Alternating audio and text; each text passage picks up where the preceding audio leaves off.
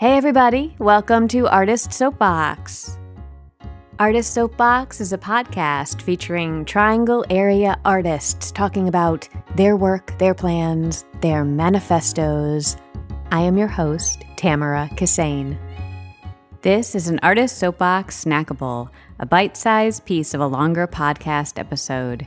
If you'd like to hear the entire conversation with filmmaker Michael Babbit about making a feature film in North Carolina, just follow the link to episode 54 at artistsoapbox.org. And don't forget to subscribe. All right.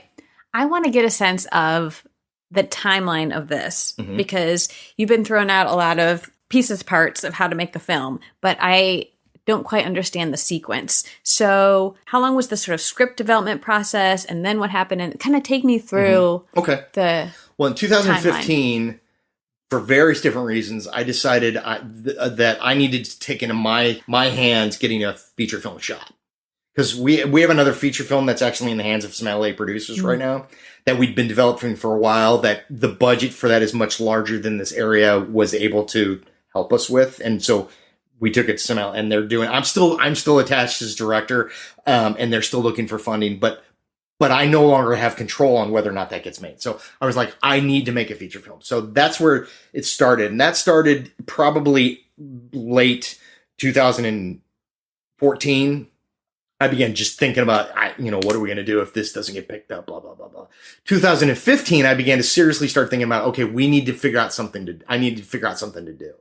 So I started doing it, and whenever I try to germinate ideas, I generally don't try to sit down and go, I want to make a movie about this, because it feels very ramrodded. For me, it's a lot of, I just started reading a whole bunch of stuff, watching a whole bunch of stuff, just taking things in. And so the germination for the idea happened around January, February 2015. And then I spent about 5 months processing, what is the potential that this could be done? What would a potential really baseline bare bones budget be? What would this look like? Where would we go with this? What kind of thing could we do this? What are the feasibilities of all this?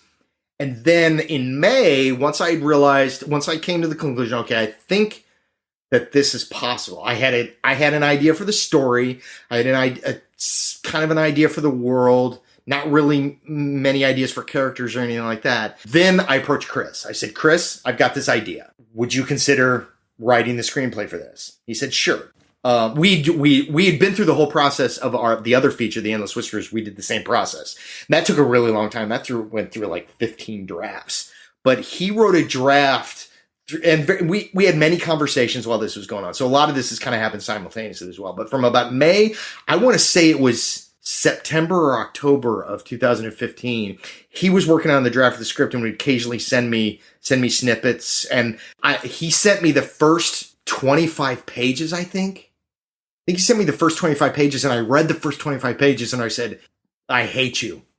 He goes, I don't want you to send me the rest of it until it's done, because I'm so on edge. I want to know, I want to get the surprise of finding out where it's going. So I told him not to send me anything else. And so then he finished the script, and I think it was somewhere around October, and I got the finished script, and I was seriously impressed with it as a first draft, because it was way further along than anything else he had done as first draft. But in hindsight, part of that is also because we were really working in a medium that we loved. I mean, medium as the setting. Right. It's a fantasy setting, Dungeons and Dragons. All of our background from gaming stuff started coming to play. We pulled stuff in from our old stories and things like that.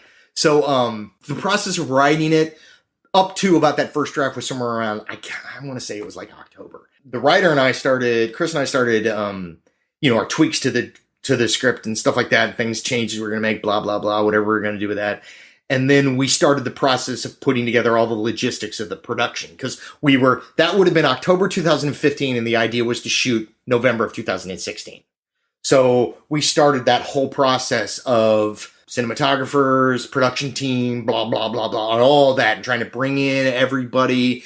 And we had our first, because remember, this was originally supposed to be shot in November of 2016. So we started our production meetings, we started them way too late, which is part of the reason why it was good that it got delayed anyway, because we started, I want to say, with full-blown production meetings with the whole team once actors, cast had been assembled, production team had been assembled. The original cinematographer was still part of that. We started our production meetings like July or August. Started discussing about that. We started building the set, getting costumes together, started putting some of that, started doing all that around July, August and stuff like that.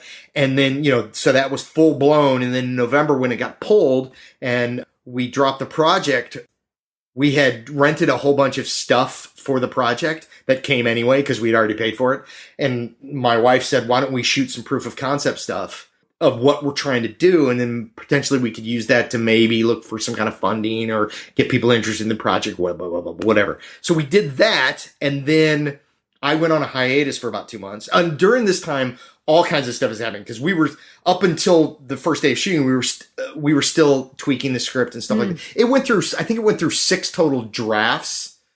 But anybody who says that they're shooting their actual shot draft from day one and they shoot exactly what they shot by day 17, I think they're lying because you even find things out right in the process. That's, wait a minute, I didn't realize you say this, but later you say this. Holy crap, how did we miss that? Yeah. So we got to change that line, so there's always tweaks like that. But it went through roughly 5 or 6 good, solid draft rewrites to get to what we want, and then the production theme. And then we went on a hiatus for a couple of months while I cleared my head and tried not to hate the rest of the world.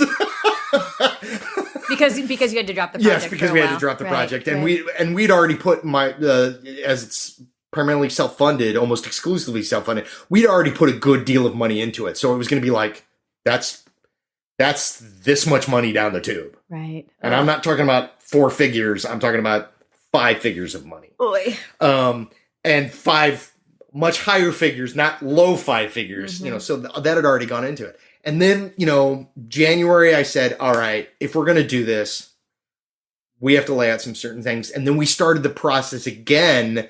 There was a number of replacements that had to happen because for whatever reason, one way or another, people decided to either move on or couldn't be in the project or scheduling issues, things like that. And then this time we started a lot earlier with the whole pre-production build-up because we started that. We had our first meeting in June 2nd. And in hindsight, even now, I would say I wish it had been May 2nd. But we started June 2nd and really ramped things up. And that's when we went into real full pre-production build-up, finishing the set, finishing all the costumes, getting ready, arranging all the logistics, where we're housing everybody, how we're feeding everybody, where all the money's coming from. There's thousands of details that went into first day of shooting, ranging flights, blah, blah, blah, blah, blah, blah, blah. And that's that. And then, so it doesn't stop there because we had production, we wrapped. I told everybody not to call me for a month.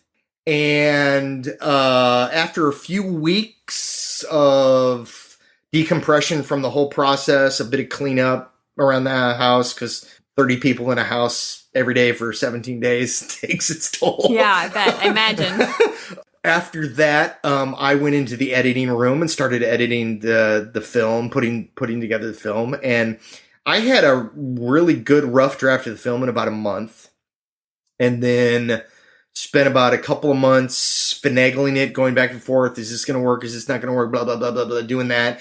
And then we started into post-production, the visual effects and the sound and stuff like that, and bringing that team on board, getting them up to speed with where everything was. The composer, getting him up to speed with everything was. And now we're at the very tail end of that process. And the end is almost here. So the post-production takes 10 months, would you say? For us, it's I think from start to finish of post-production, it will have been, we're actually going to be premiering, I think, almost exactly 1 year from the day we wrapped. Artist Soapbox is a listener-supported podcast. Please support the podcast via our Patreon page, patreon.com/artistsoapbox. For more information, go to our website, artistsoapbox.org. We're on Facebook, Instagram, and Twitter as well. All of this information is in the show notes. Artist Soapbox music is composed by Bart Matthews. Thanks so much, and we're out.